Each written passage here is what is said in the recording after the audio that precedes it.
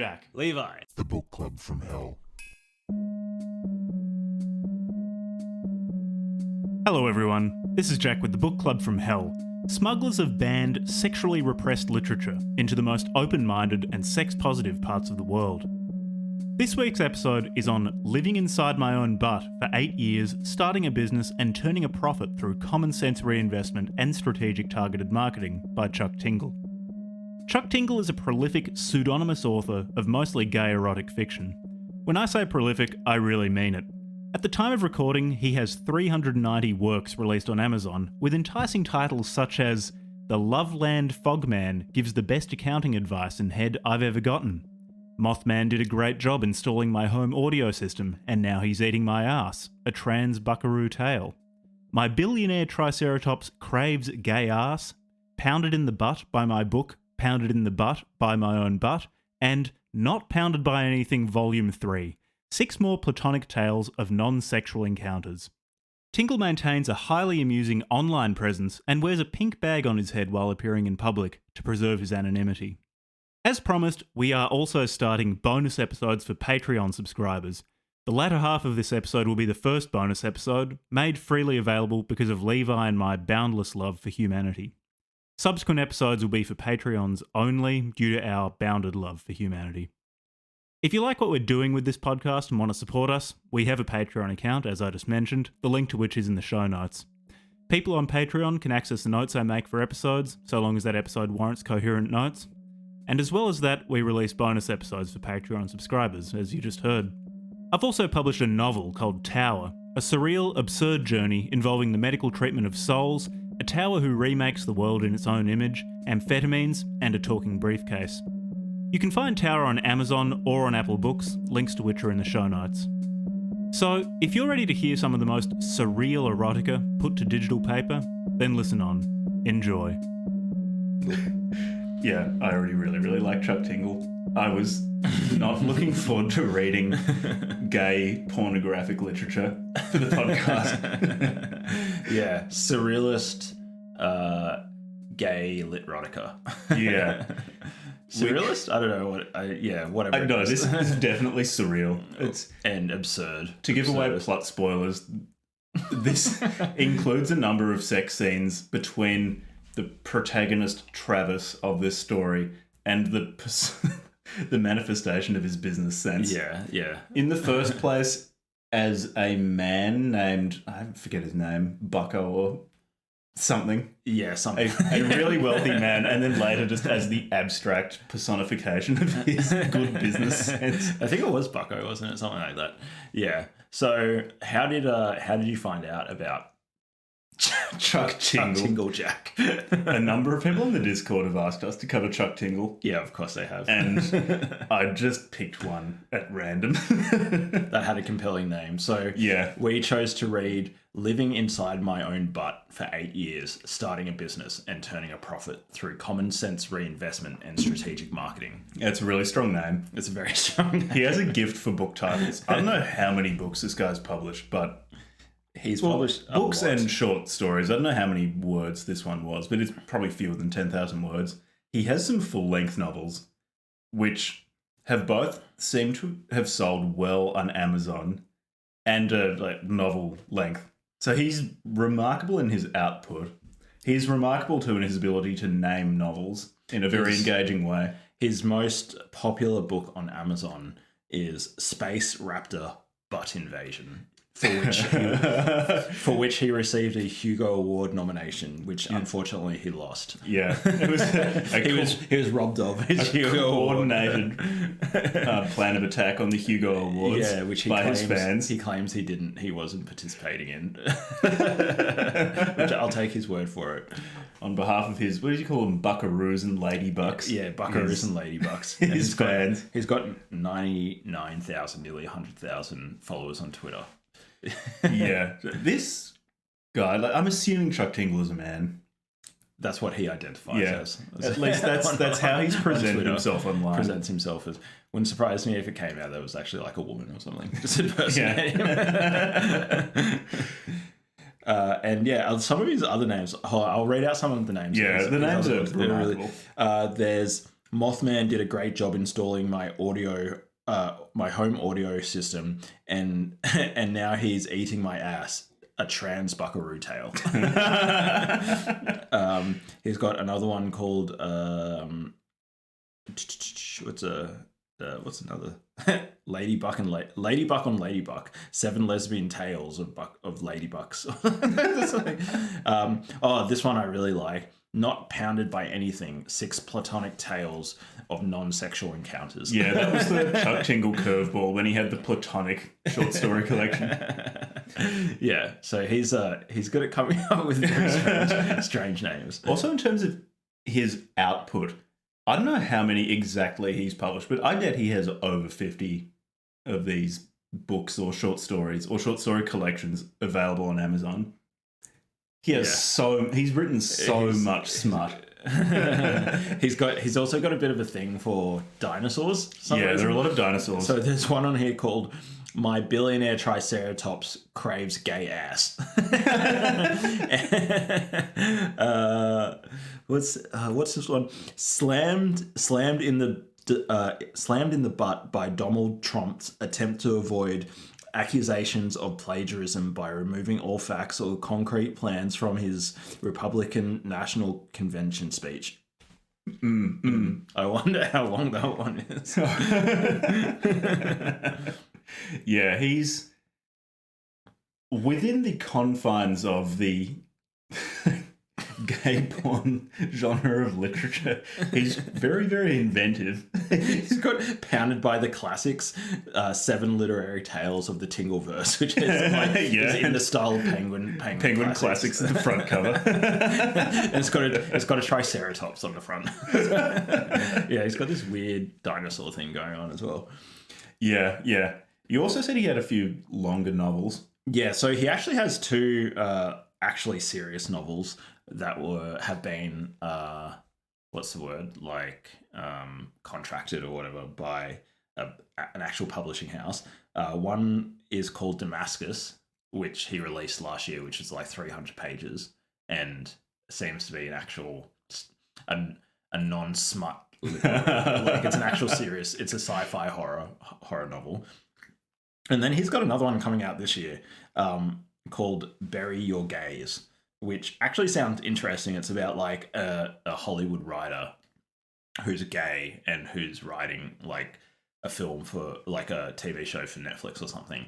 And then he's told by the producers of the show to kill off the gay character because like according to whatever stats, they think it'll increase engagement. And he's like got this conflict about killing off the gay character when he's a gay writer and stuff. So actually sounds like a serious book. Yeah. So this guy is just absolutely bizarre. Like the number of books written that sound like they're trolls or extremely low effort trolls, which are actually competently written, properly punctuated, funny, and have actually sold quite well on Amazon. Yeah. Some of them have got hundreds and hundreds of reviews. I think his top one I saw had nearly 1,000 reviews, which means he probably sold like 5,000 or 10,000 copies, maybe more. So he's conceivably making a living off this. I hope he is. Yeah, I really hope he is. It's this strange combination of it looks like a really low effort troll, but the more you look into it, the more high effort it is, and then you realise it's probably actually making reasonable money. Yeah, it is actually. It's really high effort because he's maintained incredible character consistency for like a number of years. His social media presence, because we were looking through it this morning, is really funny. Yeah, really impressive. He's very funny. So why don't we talk a little bit about living inside my own butt for 8 years, starting a business and turning a profit through common sense reinvestment and strategic targeted marketing. Why don't we just contract that to like living inside my own butt for 8 years or something, or living inside my own butt? Yeah. Rather than the full title. Well, we've got it written on this, like up on the screen in front of us because neither of us can remember the name. Living inside my own butt for 8 years is how I'm going to refer to it from now on. And while we go through this, I think we're going to be talking a lot about the world around Chuck Tingle as well, because there is just not much to this book. It's 13 pages. Yeah, it's a short story. It's basically a lead up and then a succession of very, very graphic sex scenes. And then it ends. And it's a happy ever after ending as well. Yeah, it is. Yeah, it's nice.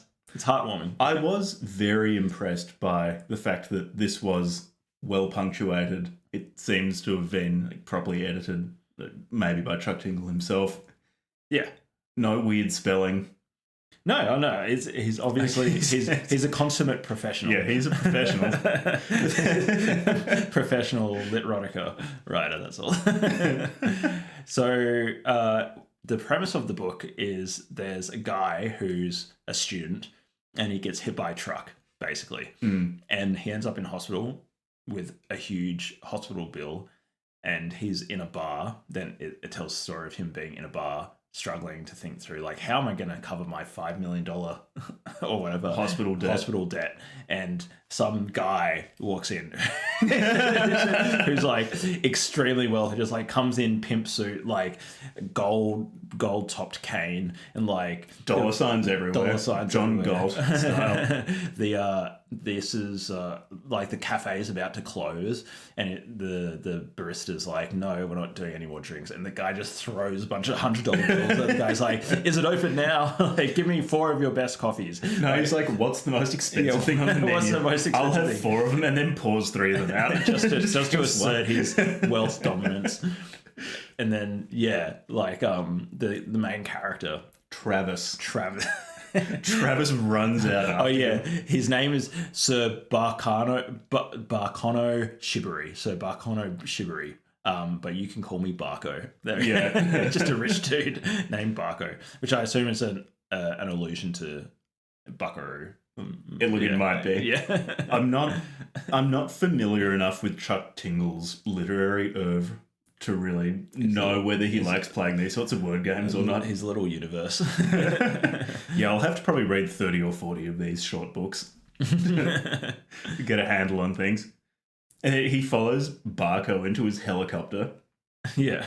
And asks Barco how he made all this money, and Barco immediately is looking at Travis's body and tells Travis that the best thing Travis can do is... Should I just read? Yeah, I'll read the quote. I am so... Okay, so this is in Barco's helicopter, which is inside it. It's like a lounge got a room. wood fire with a lounge room. It's really quiet. It's a penthouse in a helicopter. Yeah. I am Sir Barcono Shibari, but you can call me Barco, the rich man explains. Travis, I tell him. Well, Travis, I know a good investment when I see it, Barco continues. It's how I've gotten to where I am today. Solid, common sense butthole investment. Butthole investment? I counter. Not quite sure what he means by this strange new term. Did you know that the most profitable place to run a business is inside the body of a handsome man? Barco questions. Specifically, inside of his butthole. Yeah. And that's the premise of the book. At this point, I expected them just to start having sex, or to be about prostitution of Travis or something like that. But actually, they just literally go inside Travis's asshole and start a vineyard and start selling wine grown there and make tons and tons of money. So they call it the Plobus Valley, an attractive name that translates to, quote, place of sweet riches in the language of the natives who inhabit my body. It also makes for a great wine brand. So he calls his wine Plobus Valley wine. Yeah. And builds this thing into like an empire over the course of 8 years. Yeah. With Barco. Yeah, then it cuts forward into the future by 8 years, and Barco is getting ready to leave. Yeah, Barco's getting ready to leave. He's like, it's been a great 8 years, but now I must leave you. And as he's like disappearing or whatever, and Travis screams out, I'll just read this quote. Yeah.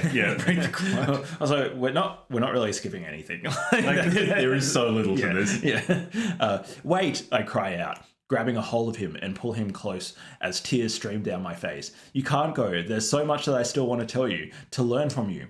There's no time, insists Barco.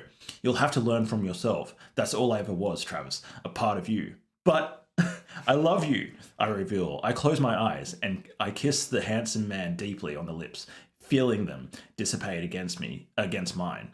When I open my eyes again, Barco is gone. And then he hears from behind, "I love you too," comes a voice from behind me, deep and soulful. Slowly, I turn around and gasp, shocked by the stunning vision and that stands before me. I recognize him immediately, a physical manifestation of my business ambition that swirls and dances in the air like a handsome cyclone of practical thought and common sense marketing.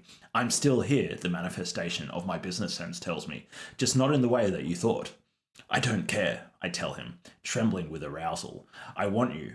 Already on my knees, I beckon my sentient business sense towards me, and then removes his ever-hardening cock from the swirling mass of economic strategy. His shaft is absolutely massive, pointing out at my face like a beautiful pink rocket of flesh that I swallow graciously. Yeah, this book was interesting because I just expected it to go straight into sex scenes, but he made you wait a little bit. But then, having made you wait a little bit, it still feels very sudden. It's very sudden. He just goes. He doesn't even wait. I guess he kisses him once, and then just goes straight into like a hardcore blowjob. Yeah, yeah, and it's like they first have sex on the ground, and then I think the sentient business strategy reveals to Travis that it was all Travis all along. Yeah. Barco never existed. He was always just Travis's the big own. reveal. Yeah. The big twist just at the been a end. It's been Travis the entire time. But somehow he still manifests having sex with himself inside his own arsehole. And anyway, it's like Travis is taking it like a champ. But he says, even I'm surprised by how well I take him, due mostly to the fact that I'm not at all gay. There's nothing gay about a man taking his own economic strategy in a hardcore deep throat, I remind myself. This may be the business of love, but it is still a business. I don't know what to make of it. I think there's several times during this book where I just started laughing. Yeah, I didn't expect to find Chuck Tingle this funny. Yeah, it's really good. I really wonder how many people actually read this to get off and how many people read it just because it has a really funny title. I would find it surprising if people read this one to get off, but maybe some of these other ones, like if you're really into dinosaurs. If you're really into dinosaurs. And that is not otherwise catered to. Yeah. Anyway, the book ends basically with Travis's business strategy taking up into the air above Clovis Valley, yeah, and then having anal sex with him. Yeah, and that's the book. Well, I'll read basically the final part of the book. It says, I reach down and grab a hold of my cock, beating myself off in time with his pumps from the back and gritting my teeth. I'm gonna come, I cry out. I'm gonna blow my load across this fucking city that we built together. I'm gonna shower my seed across every strategic investment. Do it, my sentient business sense commands. You fucking worked it. Suddenly, my entire body is surging with a powerful sensation, every muscle spasming hard as it tries to keep up with the waves of blissed out emotions.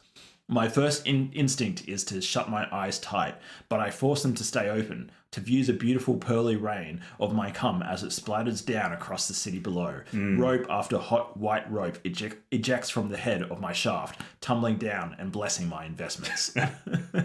Yeah, and look, maybe there's a little bit of the book after that, or that might actually be the end. I don't know. No, I think that is like pretty much like the end. That's it. Yeah. Yeah, Like that is the entire plot of this book. Yeah. Maybe there's like one or two paragraphs after that. Yeah. Like beyond this, it's actually hard to say much more about this book because... Yeah, that's the episode. Yeah. We don't really have much to add. Because Chuck Tingle's online persona is really, really funny and really impressive. Actually, because we could talk about the self-publishing landscape. Because I think Chuck Tingle has actually found out a way to very, very effectively do self-publishing where, in large part, whoever is actually Chuck Tingle or is playing the character of Chuck Tingle, has done really well in terms of marketing himself. Because, like, the character of Chuck Tingle is really funny to follow online. Yeah. And basically publishing a very large number of probably fairly low effort. Like, I can't imagine this took him all that long to write and edit and polish up and get ready to sell.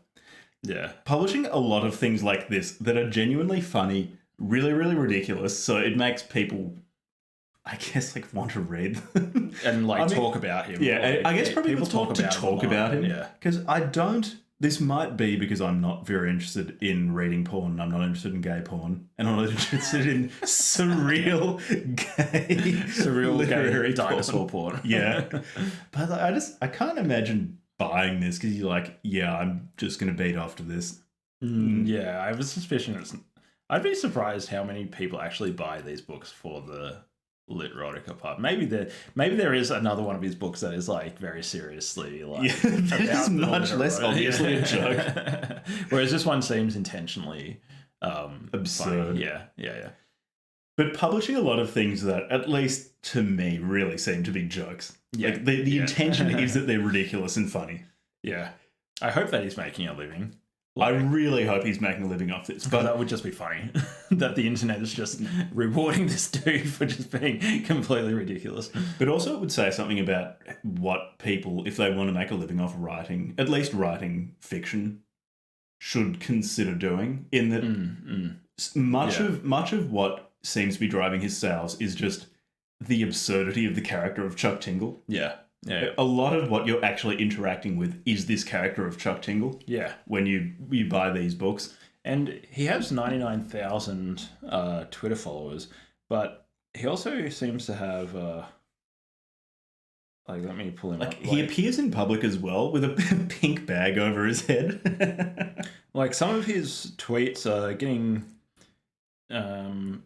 like some decent exposure, like thousands of engagements. What's that button? Views. So, like, tens of or thousands or even 10,000 views, few retweets, likes, hundreds of likes. So he's able to drive. He's essentially like his own marketing engine for his publishing. And now that he's writing, like, more serious books, like Damascus, which he published in 2023, was like 300 pages, and Bury the Gays, or Bury Your Gays, is coming out this year, and it's a full-length novel as well. So he's translated his investment in this absurd character and his books into actually, like, getting a book deal to be able to write non-smut fiction. Yeah. And it'll be interesting to see how successful that pivot is, because I expect a lot of people who are somewhat, at least, aware of Chuck Tingle know him as the guy who writes, like, gay smut about having sex with a triceratops or something. So it's also, it'll be interesting to see how successful it is if he can pivot to like, not just that. Did we say this earlier? I'm not sure if we were recording when we said this, but he reached number 35 or 34 on USA Today's top seller list, which presumably provided him with some exposure to mainstream audiences. This guy's not completely unknown. Like, he's doing well off this, at least if his sales figures or the numbers of reviews he's getting off Amazon is anything to go by. Like, I wonder if he's got like a really impressive subscription-based thing going on, like a Substack or something. So you can just get serialized. Yeah, he should do that. Like, sure, there'd be people who want some tinglers every week. Oh, that's right, because that's what he calls the stories. He calls them tinglers. Tingles. Because they make you feel an involuntary tingle up your spine when you read them. Maybe it's because I don't have this particular fetish of having sex inside my own body with my own business strategy. I didn't quite feel the tingle, so from that perspective, the book didn't work. But I find Chuck Tingle very impressive. Yeah, he's an interesting case study of how to use the internet to sustain an independent creative career, potentially. Yeah, where so much of what he's selling is this character. Yeah. Which he maintains online, and apparently he's a hidden person as well. He maintains with a remarkable degree of discipline. Oh, when he appeared in person, did he wear the? He wore a pink bag on his head. That's cool. I like that. I like that. And whenever he'll like publish photos of himself, he just publishes stock photos. And I think on Facebook, like this might be true, but I also just don't trust anything he says about himself online. No, he said in several places that he's autistic and has a son named John, and then John has appeared on Reddit saying that he's Chuck Tingle's son and that he edits all of his books. And I think it's just a character. Yeah. I also like that though. That is one way of maintaining anonymity online, is just throwing out noise. Yeah. Burying all information in noise that you're putting out. Like, he could actually have multiple personas. You never know. Like, maybe he's got another writing persona that's just something else. Salman Rushdie. Salman Rushdie. He's Salman Rushdie. Salman Rushdie is his most famous and successful persona. And Chuck Tingle is who will replace Salman Rushdie. Yeah. He starts reading, publishing, Islamic reform. Islamic reform gay porn. Triceratops goes into the Iranian Triceratops pounds the Iranian Ayatollah before receiving a fatwa from him. Yeah, something like that. Yeah. Well, I don't know. Do we have anything else to say? Yeah, I feel pretty sheepish making this episode so short. It's just this is kind of my fault for selecting this book to do. I didn't realise how little there would be to talk about. So I selected something easy because we're currently reading The Wretched of the Earth by Frantz Fanon. Yeah. Which will definitely have a lot more that we can talk about with it. But I thought there would be a bit more to talk about, especially considering that we managed to get an hour and a half plus out of the Breatharian Institute of America. Yeah. Well, we could also, while we're here, we could also trial run that segment that you suggested about. Oh yeah, bonus content. This can be the first. Well, why don't we be a taster of the bonus episodes? Why don't we just say it to the audience while I explain it? So what Jack and I were thinking about doing is just having a separate episode each week where we talk about what else we're reading outside of the show. That might be interesting. Did you want to do that behind a paywall, or did you want to make that just extra content? I thought subsequent ones would be behind a paywall. We can give people a taste. We can give the plebeians who are not paying us to maintain our extravagant lifestyles a taste of what the patricians behind the paywall will be enjoying in the future. Yeah. Okay, cool. Well, why don't we do that? Actually, shout out to Other Wizard. He keeps asking, offering to do artwork for us and things like that. If he can get a shout out. Yeah. He doesn't need to trade it. We're just both really, really forgetful with this sort of thing. Shout out to Other Wizard. if that hasn't become obvious. Yeah. We do the episodes consistently, but the rest of the operation is it's fairly haphazard. Yeah. We've gotten into the habit of making episodes, and so that happens almost automatically. Yeah. And then everything around that we're liable to just forget about. Yeah. Sorry. Oh, man. This is what authenticity looks like. This is what true independent media looks and sounds like. Yeah. Just amateurishness. So shout out to Other Wizard. That's cool. Anybody else who deserves a shout out? Apologies to anybody I've insulted by associating you with Andrew Tate. Shout out to Hans. Shout out to Hans, and I publicly retract my statements. So why don't we do a preview of what else we're reading? Yeah, we thought we would just talk about books that we are actually reading, and then and want to read, because it might be a shock to hear, but I don't actually want to read Chuck Tingle. I didn't hate it, actually. Before we go into this, we can give our final thoughts on the book. I went into the book not looking forward to reading it, because I thought, people seem to enjoy, or at least a portion of our listeners seem to enjoy it when we read something that we obviously hate. I went in rock hard, ready to just bust a nut. Levi both went into it rock hard and also not excited, because he told me on several occasions that he was considering only reading a bit because he probably didn't need to read much. And I read it the day before last and told Levi that it's 13 pages, and he'll be able to knock it over in like 15 minutes. Yeah. So I was actually pleasantly surprised. I was very pleasantly surprised. It's very, and I don't mean this as a backhanded compliment. I mean this, like, you have to consider this in the context of this is an author who writes books about having like sex with gay triceratopses and things. This is shockingly competently written, and well edited. Yeah. It's got a hook, like the hook sentence at the beginning. It's straight into it. It's fast paced. Yeah, it doesn't mess around. It's a heart wrencher. Shockingly good. Yeah, shockingly good. Especially considering that this guy's published, I don't know, like 70 plus short stories that are just that seem like they should be trolls, but actually represent a large amount of work that is selling. Would I recommend it? Yes. Like, you read it. It's funny. Yeah, it is. It is genuinely really, really funny. Yeah, and he does have a sense of comedic timing. Oh, absolutely. And he does seem very self-aware about how absurd this book is. I think if you look at it through the lens of comic writing, like it's hard to write funny things and make it stick. So I think he did a great job. Yeah, I'd be interested in reading some of his other works. I wonder if he's written things that are like things that maybe you would more conventionally masturbate to. Oh, right.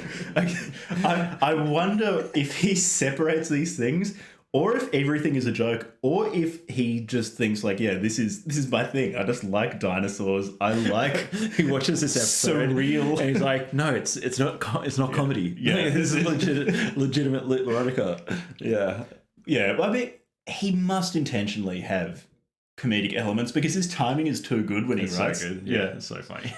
So would I recommend it? Like, if this is your thing, sure. Depends what the recommendation is. If you want to read something that's funny, I would recommend it. Then yes. It is very funny. If you want to read something to genuinely get your rocks off, like if you are really turned on by business and like entrepreneurial street smarts, I suppose, maybe. Which actually is kind of could be your thing. Yeah, I mean, I came at least 3 or 4 times reading this book. So. Over 13 pages too. Yeah, it's high velocity. Very, very high yield. Yeah, extremely. We don't have any more to say about this book. So what it would be good. That's a wrap. That's a wrap on that part of the episode. Go buy all of Chuck Tingle's books. Yeah, go give him some money. He's really funny. Massive shout out actually to Chuck Tingle for making this work. So he started in 2014. So he's been doing this for 10 years now. Yeah, he's built a following. He's built a platform for selling serious books that he's written. And presumably he's written them well, given that like something this ridiculous is written well. So some of his books have like 7 or 8, 900 ratings on Amazon, and it'll be like a 4.5. Yeah. So he's definitely a serious writer, but obviously some of his books are ridiculous. So shout out to Chuck Tingle. Read one, and some of his books are only like $3, so it's not a big deal. So should we move on to what we're reading now? Yeah. And just like anybody from the Discord, or if you want to join the Discord, or if you want to email us or whatever, we've got new emails as well. Jack or Levi at bookclubfromhell.com. So if you want to email us, or if you want to like come on the Discord and like let us know if you like this section, then that would be good to give us feedback about whether or not it's a good section. Cool. So Jack, what are you reading at the moment outside of Philon and Jack? The wretched of the earth and living inside my own butt for 8 years, etc., etc., which pair very, very well. Get real whiplash reading the two of them at the same time. Deep ideological whiplash. One guy talking about just how effective violence is at achieving decolonization, and then another person talking about starting a vineyard in his own ass and then having sex with his business sense. There are deep thematic connections between the two works. At the moment, I'm going through a J.G. Ballard phase. So I read Crash a while ago and really, really enjoyed it, and then wanted to read more J.G. Ballard and finally got around to it. I finished High Rise by him, which is, I forget, there are sort of 3 phases of J.G. Ballard's work. His first 4 novels or so are when he was very consciously trying to write science fiction and trying to change science fiction from... And that was Crash, right? That was his first No, Crash was... Later? Crash is, yeah, later. His first... So I'm reading The Drowned World at the moment, which is his first novel. And his first 4 or so novels are where he was trying to write science fiction with the intention of changing it. Because he felt that it was too focused on the exterior world, and particularly outer space. Okay. And he wanted to focus on inner space. High Rise came like his later. own butthole. Yeah, like his own butthole. J.G. Ballard was another one of Chuck Tingle's alter egos who... Chuck Tingle is J.G. Ballard. Chuck Tingle got sick of the J.G. Ballard form in 2009 when J.G. Ballard's body died. Yeah, Chuck Tingle continued. Like reinstantiated in some other person. Yeah. Well, in some in Rushdie. Yeah. Given how much J.G. Ballard liked weird sex... There's some crossover. There's a different sort of weird sex to Chuck Tingle's weird sex.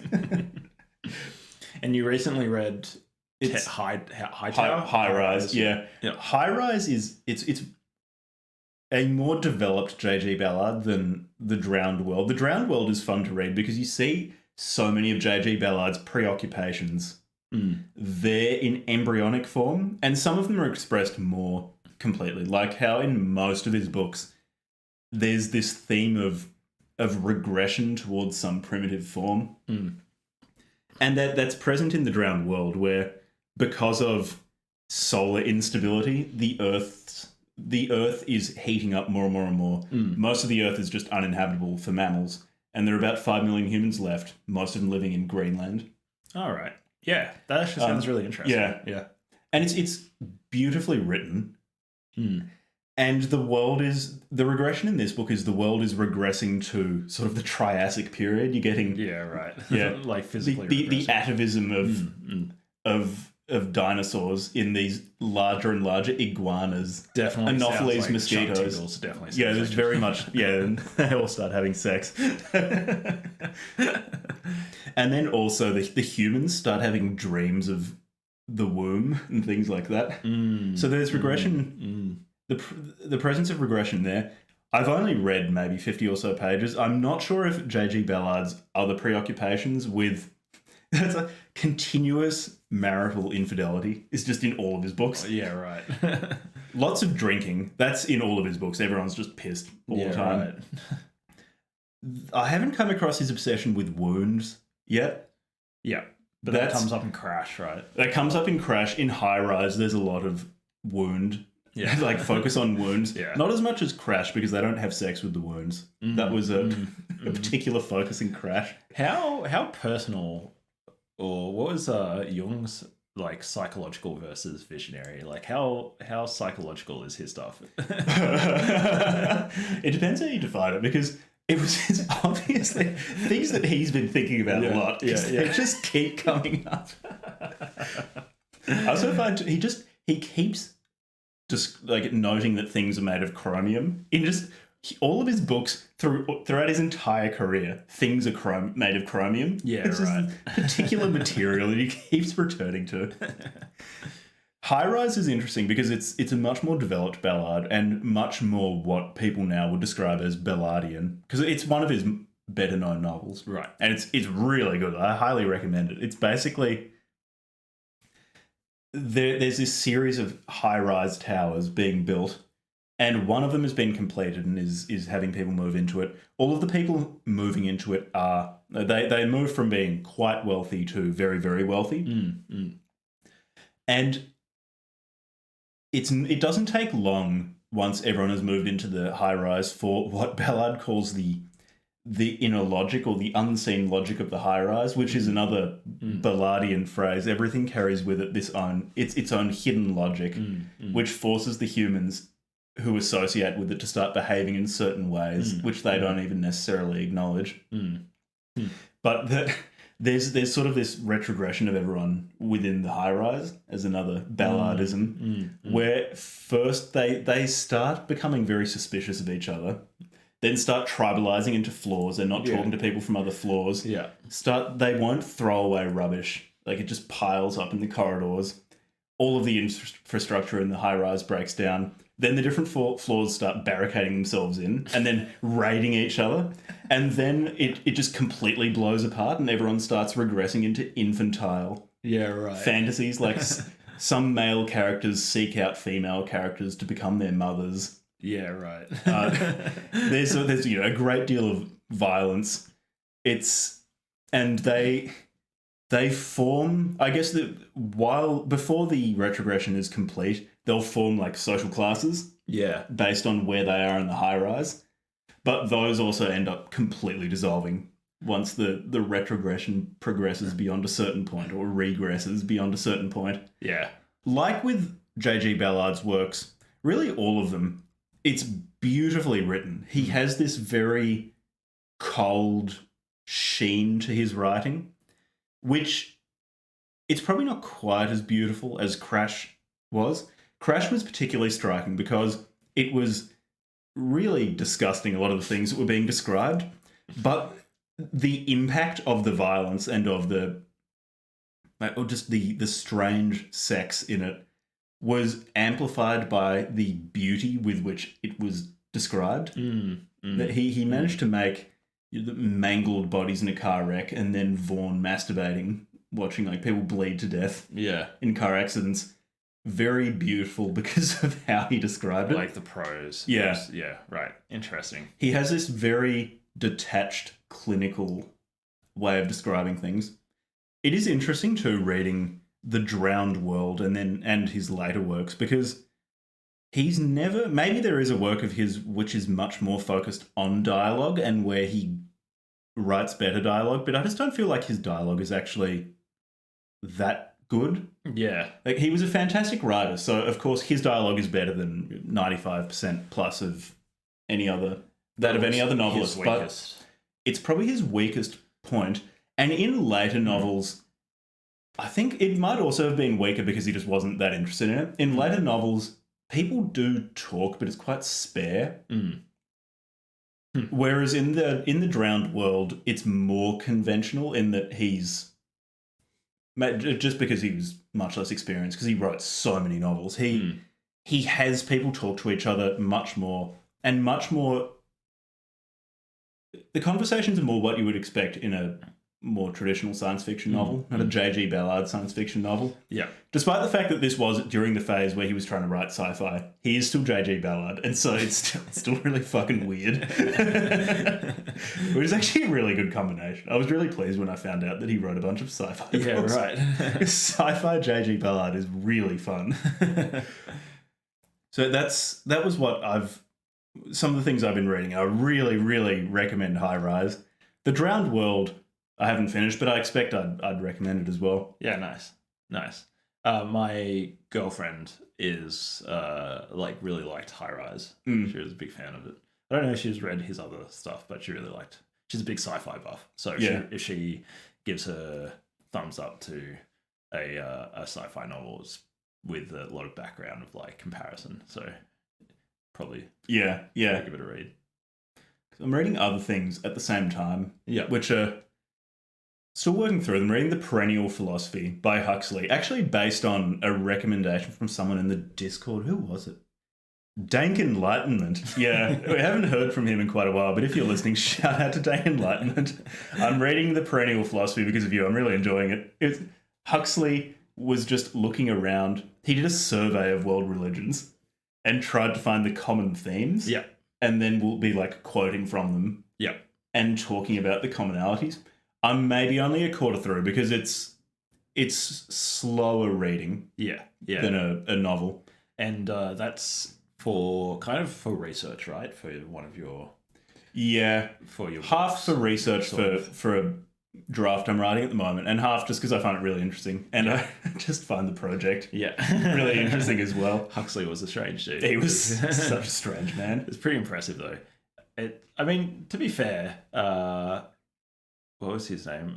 Evola kind of did that in his own weird way. Yeah. I imagine Huxley's Huxley execution. writes in a much better way. Yeah, much better. Yeah. And there's also And substantially less authoritarian. yeah, he did draw quite different lessons from Hinduism than Evola did. Yeah. Nice. And are those the two? You're a bit of a JG Ballard tear, and in the background also the perennial philosophy. Those are the two. That's things. what I'm reading at the moment. There are a few things, like I finished Sartor Resartus by Thomas Carlyle fairly recently. I've probably talked about what's that. Oh, that is so much fun. So basically, it's the only novel that Carlyle wrote, at least to my knowledge. And so Carlyle was known in his lifetime in large part because he brought German idealist philosophy to the English-speaking world. So he spoke German really, really well, read a lot of German idealist philosophy, translated it into English, talked about it extensively. The book Sartor Resartus, it's a novel, but it really is sui generis. There's nothing like it. Both from the perspective of how it's written in pure Carlyleese. Yep. It is at the same time a really nice prose style and an extremely irritating one. I feel like he just shouldn't be allowed to use more than 6 or 7 subclauses in a sentence. You have monster sentences, and the subclauses won't only be separated with commas, but with dashes, with semicolons, a semicolon and a dash. Yeah. It's just... Sounds horrible. It's just a complete mess, and there are continuous, plays on words, but in German. And the guy was a complete nut. He apparently wrote the whole thing when he was in his early 30s at, I think, Cragputtock, or I'm not sure how it's pronounced, some estate in rural Scotland. He says it was the last place he was happy before he moved to Chelsea because he really fucking hated living in London, despite living there for most of his life. But what really makes Sartor Resartus special is the book is written from the perspective of an unnamed editor in the United Kingdom, so an English speaker who subscribes to utilitarian philosophy or a utilitarian outlook. And he is translating a book by Diogenes Teufelsdröck. I apologize for the pronunciation of the German word. I don't speak German, which apparently means God-born devil shit. When you translate Diogenes and Teufelsdröck, who comes from the town of, I think it's Weissnichtwo or something, which means who knows where or no one knows where, something like that. It's like, if you speak German, there are just so many things saying this is not real. Yeah, but, right. Yeah, so it's the editor translating a book of German idealist philosophy by this guy who doesn't exist on the philosophy of clothes. And the philosophy of clothes is in large part idealism, talking about how there is this central essence to the world which is both manifested through yet hidden by these external vestments, which he renders with the metaphor of the clothes people are wearing and what they mean.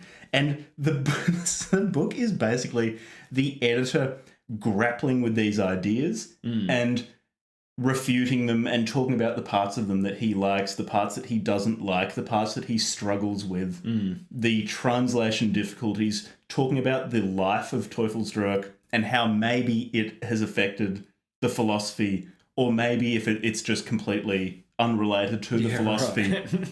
It is one of the strangest things I've ever read. And it's just fantastic. Yeah, right. It's because of how it's written, it's really slow going. It's quite short. It's 240 pages or so, but it took me quite a long time Would to read. Recommend for what sort of person? So I read it because Curtis Yarvin keeps talking about how much he loves it. And Curtis Yarvin is just shockingly pretentious.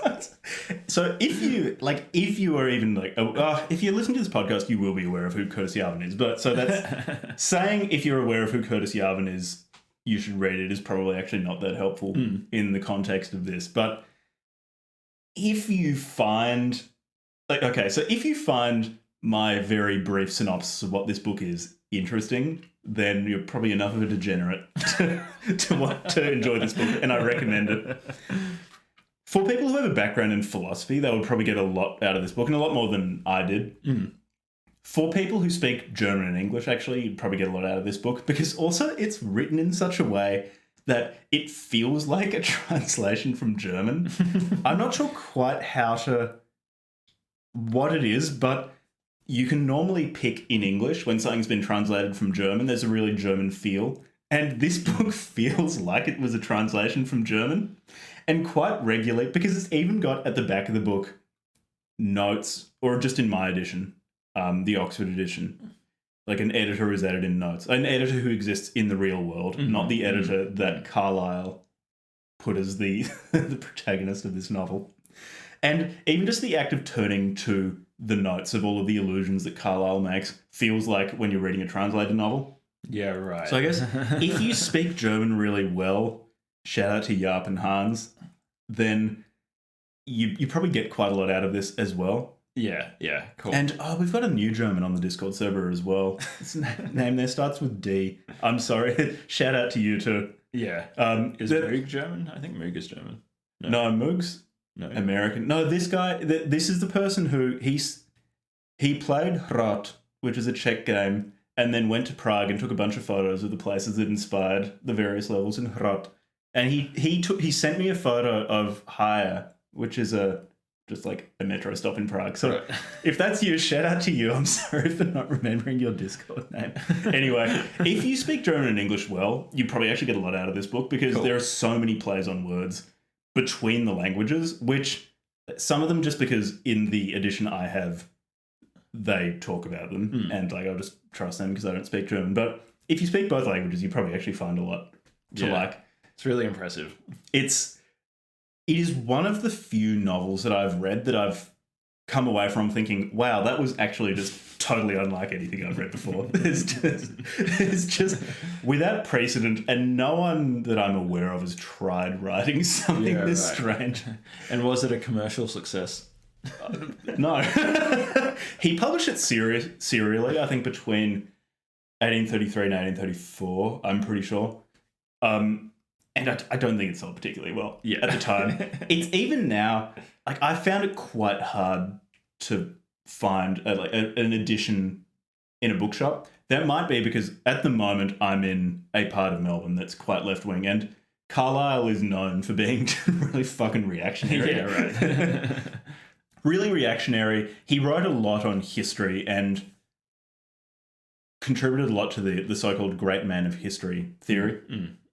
Or the great man theory of history, which is also fairly unfashionable, like at readings or something like that. So that might be part of it. But I don't know, reading stock's a bunch of like fairly right-wing books. I'm not sure. But it was harder to find in person, but it was very easy to find online. Highly recommend that too.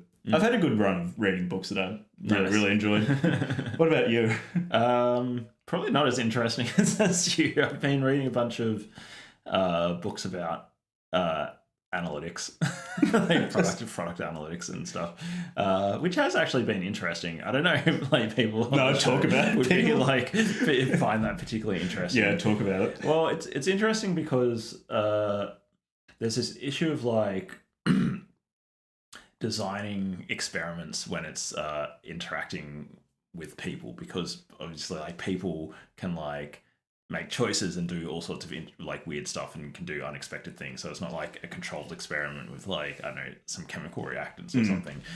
So you sort of have to take a different approach. And in particular, what was interesting is like with a product, well, this one book argues that like, so when I do these sorts of, I go through phases where I try to like learn the core ideas of like a topic that I'm interested in.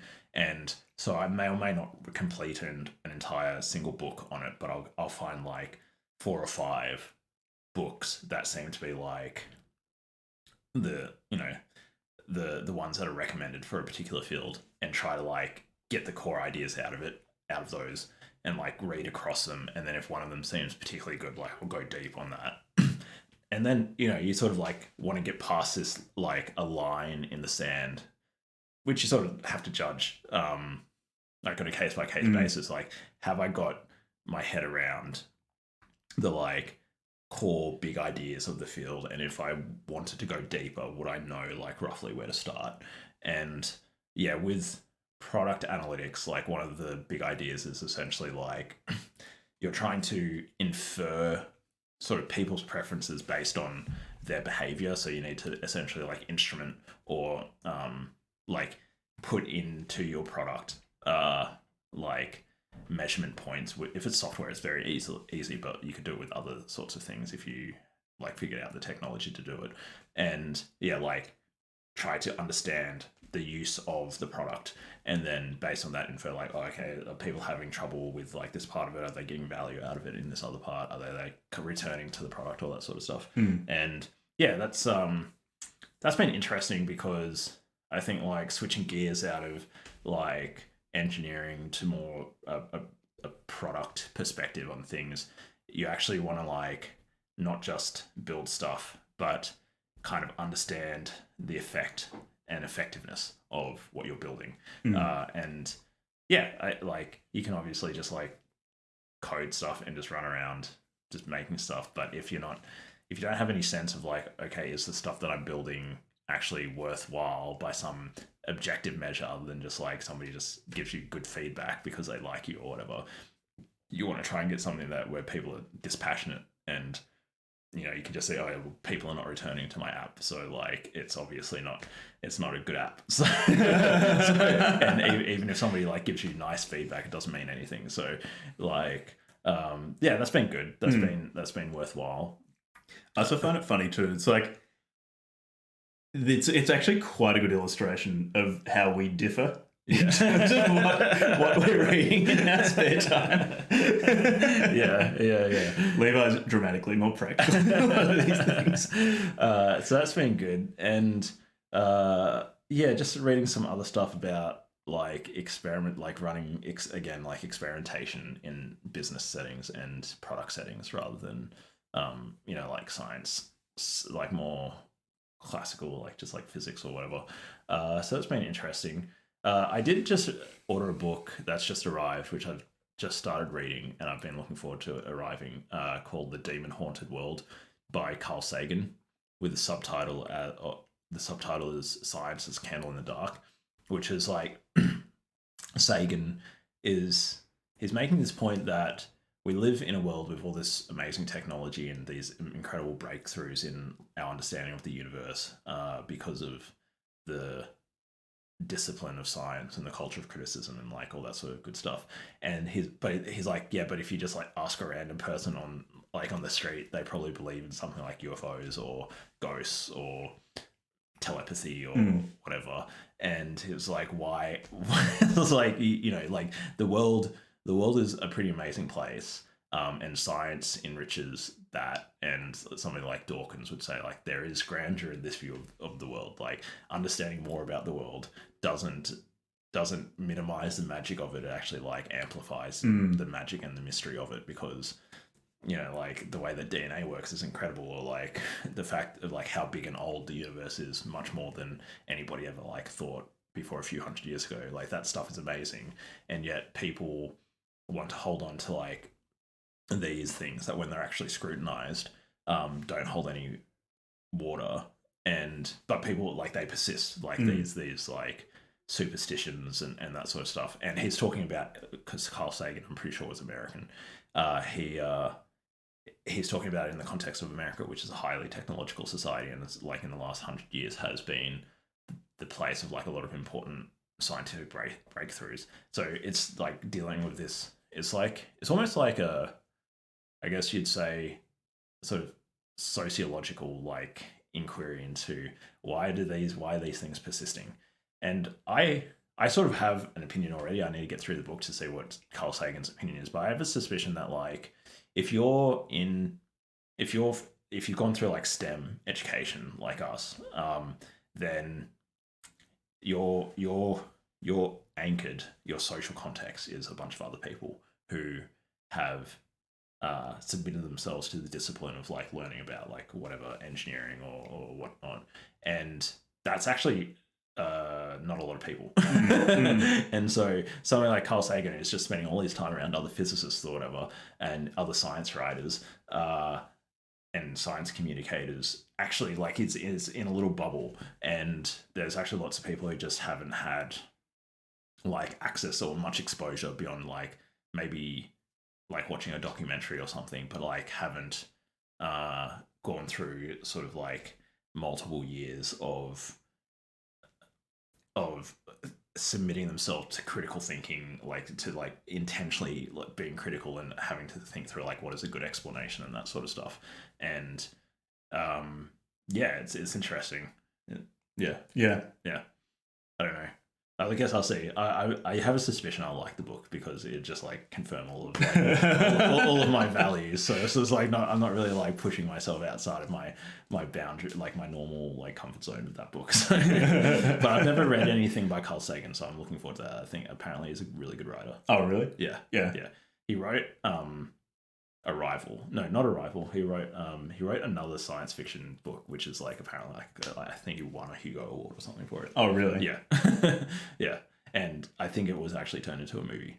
So that's kind of what I've been reading recently. Not quite as exciting as what you're reading, maybe. Yeah. Yeah. And in terms of how regularly we do this would probably just be the sort of thing that we sit down and do once we've read. Yeah, every couple of weeks or or once a month or something, we can see. Yeah, because like I doubt this. Like I don't really want to make myself be reading like books that I want to read 4 podcast episodes every week. No, because I don't want to completely destroy the joy of reading. No. I'm to serve the content machine. I'm happy just to read what I want, and then if you want to do this like every couple of weeks or once a month or something, we can do that. Give Ed a ring as well. Every now and then he can talk about conservative American politics, which seems to be like the thing that he exclusively reads about. Yeah, I've also been I've got another book there, Product Management Sacred 7. So it's like another product management book. So like I've been reading heaps about product management and product analytics. Let me see.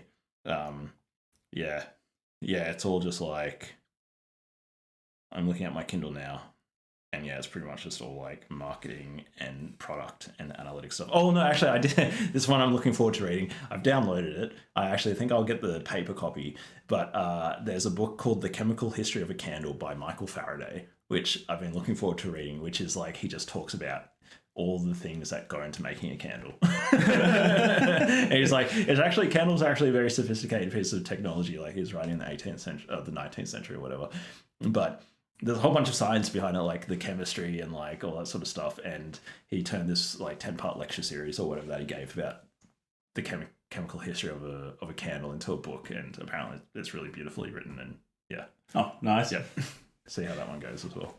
There we go. That was a good way to increase the length of an episode about a 13-page Tingler by Chuck Tingle, which we actually just didn't have anything more we could talk about with respect to it. Yeah. So if you guys want to see us, like, I suppose it'd be on the Patreon, but like, once every couple of weeks or once a month, talking about these other books that we're reading, then like let us know. We'll make this one free, I assume, as a preview, and in the future that'll be for the patrons. Subsequent ones we'll have our hands out demanding payment. Yeah. Well, yeah, I suppose we've got to try to do something useful for the patrons. Yeah. Our patrons have been remarkably supportive and understanding, and patient. I guess. Yeah, patient with us. Us belatedly providing something of value to them for paying us. Yeah. Yeah. Massive shout out to all our Patreon subscribers, actually. Yeah. Yeah. Thank you very much. Got a new one today, someone from Canada. Oh, nice. Canadian uni student. Oh, good. Oh, wow. A uni student giving us some of his, like, meager income. As you, maybe Canadian university students like getting paid. Like maybe he's Chuck Tingle. Yeah, maybe he's Chuck Tingle. Maybe Chuck Tingle to subscribe to us on Patreon. Oh, man, that'd be great. That'd be really good. So shout out to you, Chuck Tingle. I don't have anything else to add. I think that's good. We've got an hour. We've hit an hour. That's sweet. You know, hopefully we don't get a fat wire on our head for that Ayatollah joke. We'll just see how that goes. That'd be really good publicity. Incredible international publicity. As we know, a lot of Iranians listen to us. A lot of Iranians, yeah. And I'm massive sure Iranian numbers. they'll take that joke extremely seriously. Yeah. Cool. All right. Yeah. Well, thanks for listening. Thanks for listening. And or watching. If you're on YouTube as well, like, see, I hope it's going well. Like, having us on video, talking. There's not much more. It's just us, like, talking in front of the camera, but whatever. Shout out to the YouTube audience as well. Yeah, they're able to confirm that we're actually... Oh, no, you couldn't confirm that we're human beings. So you just fake this with AI as well. Well, yeah, like the new... did you see that new OpenAI model? It's like come out. It's like really good video generation. Oh, really? That doesn't look like some alien freak show. Okay. Well, yeah, we're completely fake. Yeah. Neither of us exist. Yeah. We're both Chuck Tingle. And we're both Chuck Tingle. We are AI generated Chuck Tingle. Chuck Tingle actually has access to the most advanced video generation AI. Chuck Tingle is Sam Altman, so he can just divert a little bit of compute from OpenAI. Yeah, a little bit of his $7 trillion worth of compute Yeah. towards creating episodes for this podcast. Yeah, look, he's a weird guy, but yeah, that's the beauty of the free market. That Beautiful. Yeah. Beautiful. If you want to dedicate resources towards something like being Sam Altman and Chuck Tingle at the same time, and the book club from hell. then you can. All right. Thanks for listening. Thanks for listening. And watching. Tune in next week for me decolonizing this fucking podcast and taking out Jack.